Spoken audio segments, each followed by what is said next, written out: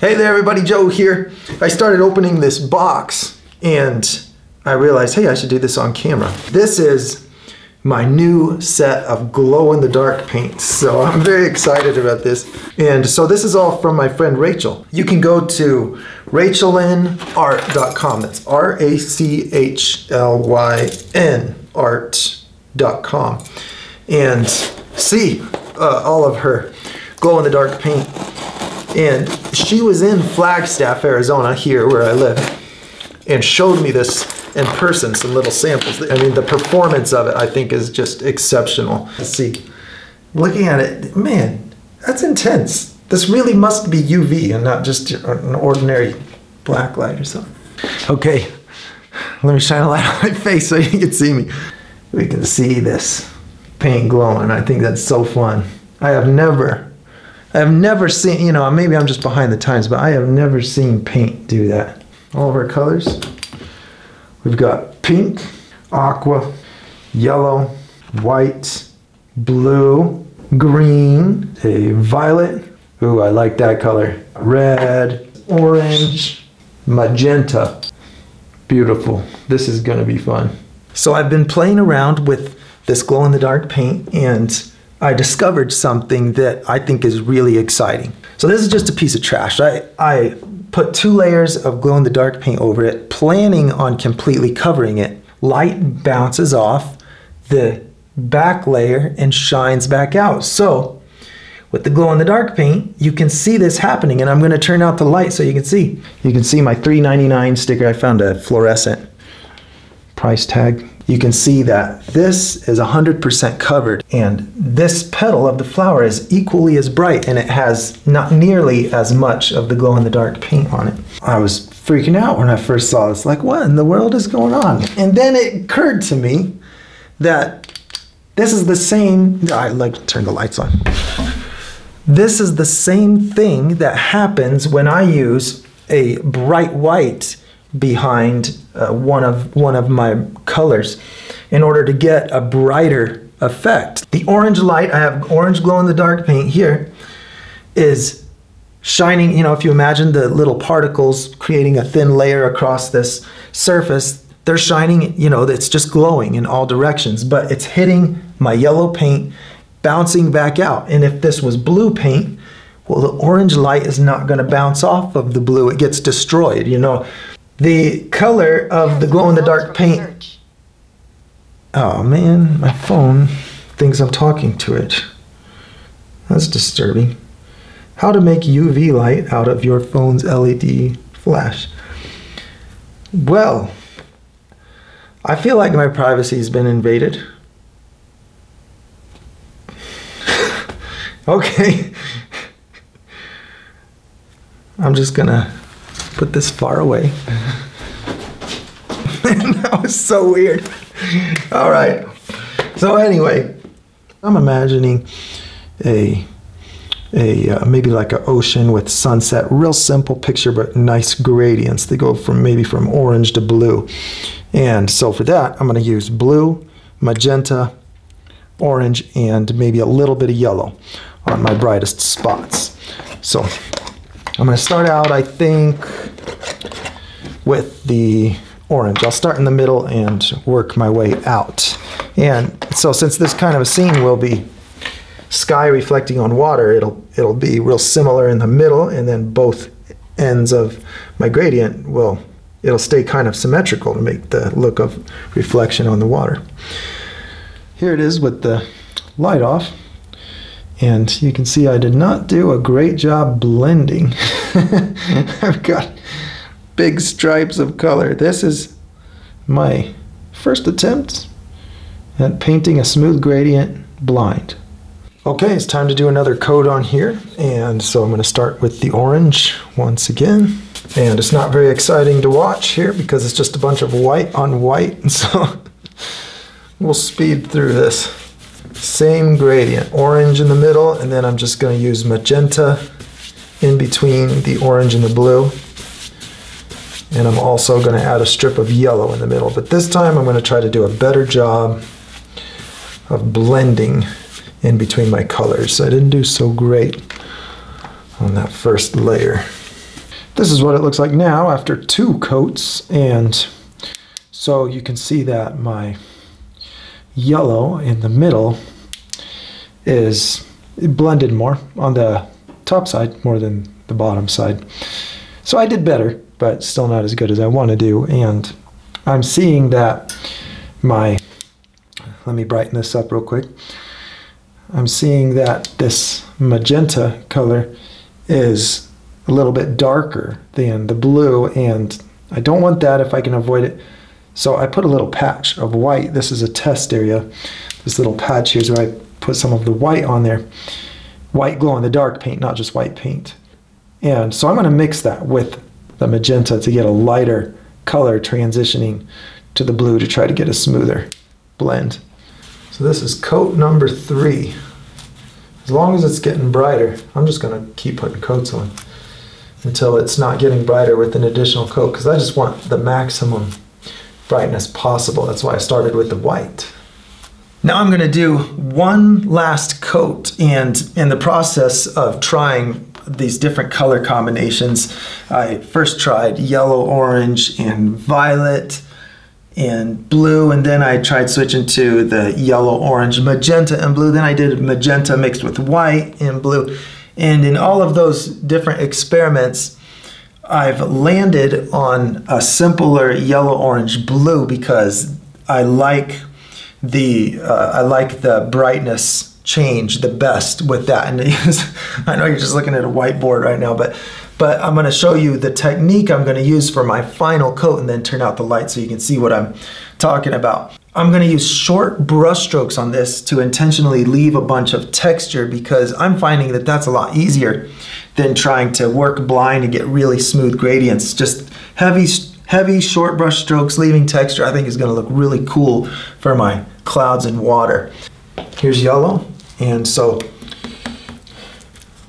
I'm going to try to evenly distribute that and then just go all over the place. So I'm going to jump to all different places on this patch of wet paint.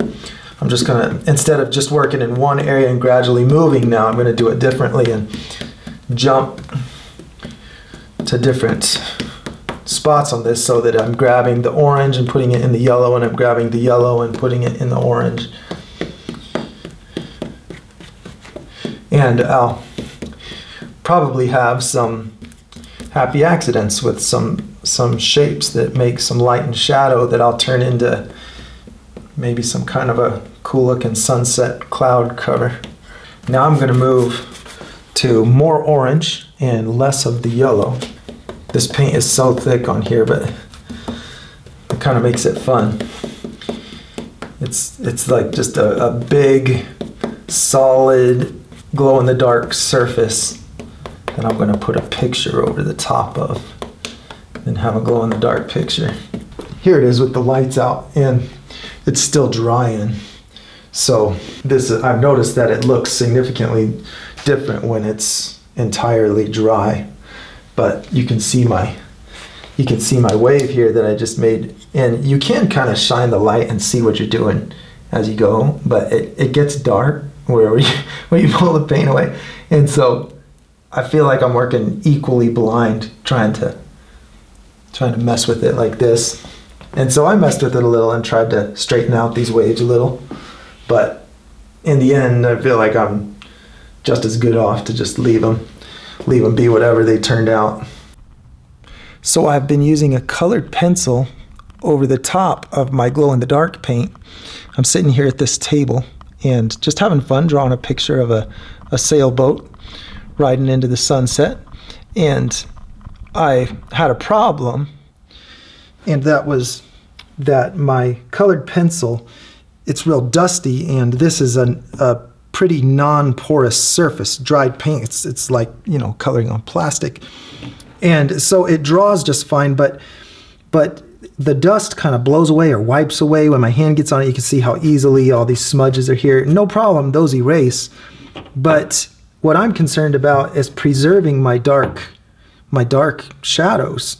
And every time I brush across it, or even when I just blow on it a little bit, you know, I don't know if you can see, it kind of get lighter where I blow on it because it's just dust laying on top.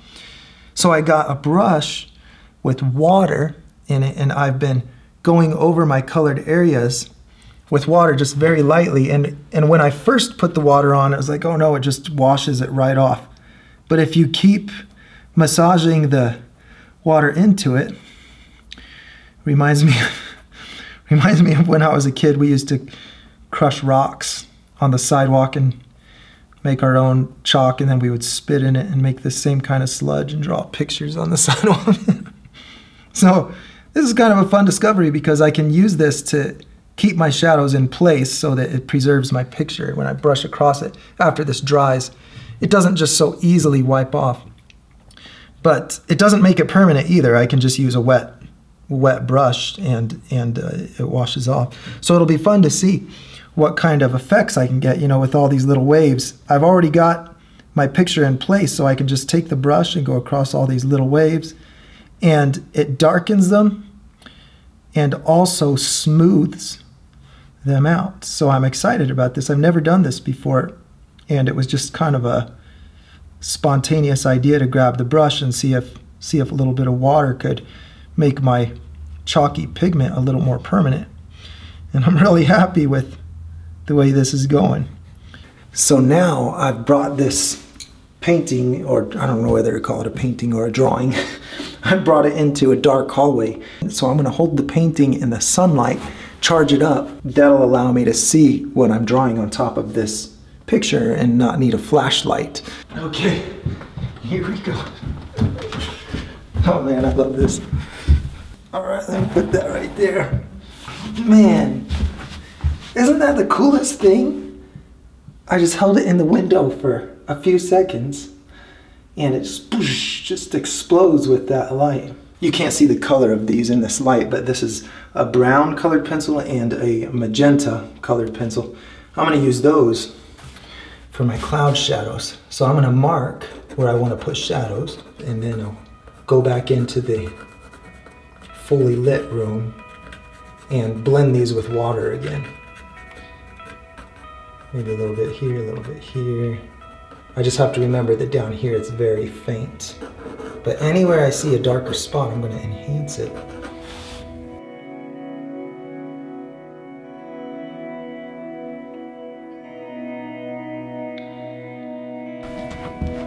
Okay, there we go.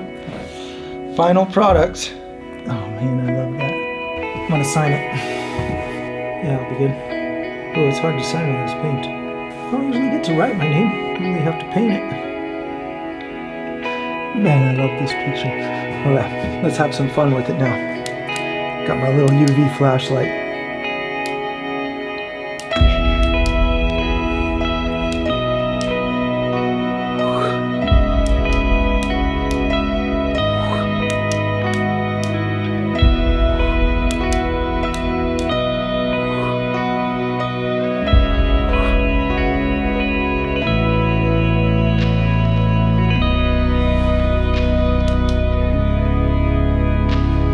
Cool.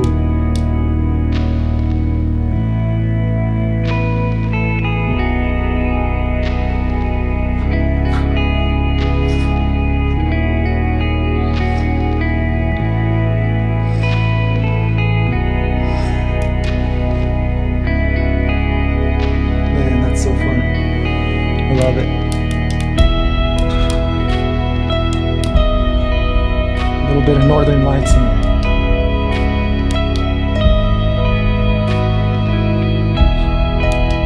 Go like this. Like this.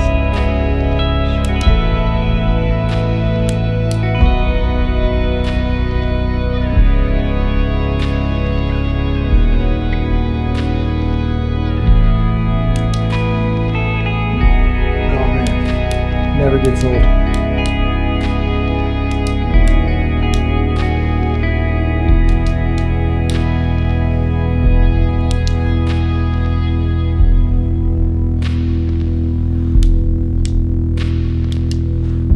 Oh, nice glowing wave.